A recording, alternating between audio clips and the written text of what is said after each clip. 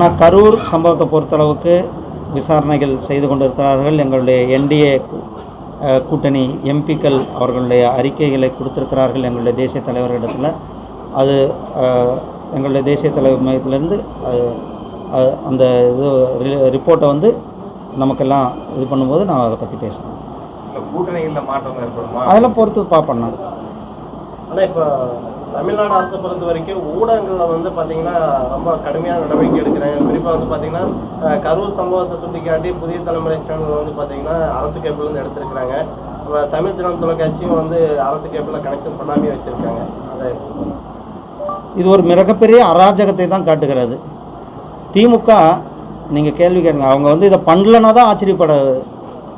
நீங்கள் சொன்ன புதிய தலைமுறையோ ஜனம் டிவியோ அவங்க கட் பண்ணுறாங்கன்னா இது கட் பண்ணலன்னா தான் அது ஒரு ஆச்சரியத்துக்கான விஷயம்.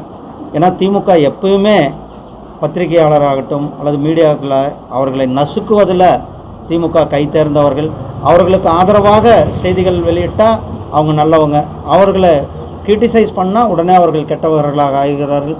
திமுகவை பொறுத்தளவுக்கு அவர்கள் ஒரு தோல்வியினுடைய பயத்தில் இருக்கிறதான் காட்டுது.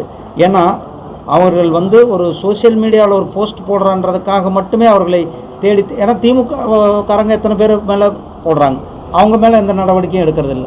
ஒரு சாராராக திமுகவுக்கு எதிராக போடுறவங்களை மட்டும் அவர் கைது செய்வது என்பது, அவர்களை மேலே வழக்கு பதிவு செய்வது, அவர்களை நைட்டில் 2 மணிக்கு சென்னையில் ஒருத்தரை வந்து கைது பண்ணி திருச்சிக்கு கூட்டிகிட்டு போகிறது, அங்கேருந்து நாகர்கோவில் கூட்டிட்டு போகிறது, இதெல்லாம் வந்து ஒரு எமர்ஜென்சி. 1975 எமர்ஜென்சி தான் நமக்கு ஞாபகப்படுத்துகிறார். இந்திரா காந்தி அவர்கள் எப்படி பத்திரிகை சுதந்திரத்தை இந்த குரல் வலையை நசுக்கினாரோ அந்த மாதிரி தான் இப்போ திமுக வந்து இங்கே ஒரு எமர்ஜென்சி பத்திரிகை மேலே டிக்ளேர் பண்ணியிருக்கிறது தான் இதை காட்டுகிறது.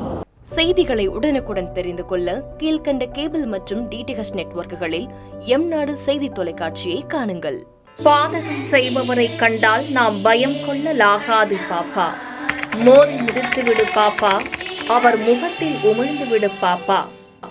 அண்மை செய்திகளை உடனுக்குடன் தெரிந்து கொள்ள இணைந்திருங்கள் எம்நாடு தொலைக்காட்சியுடன்.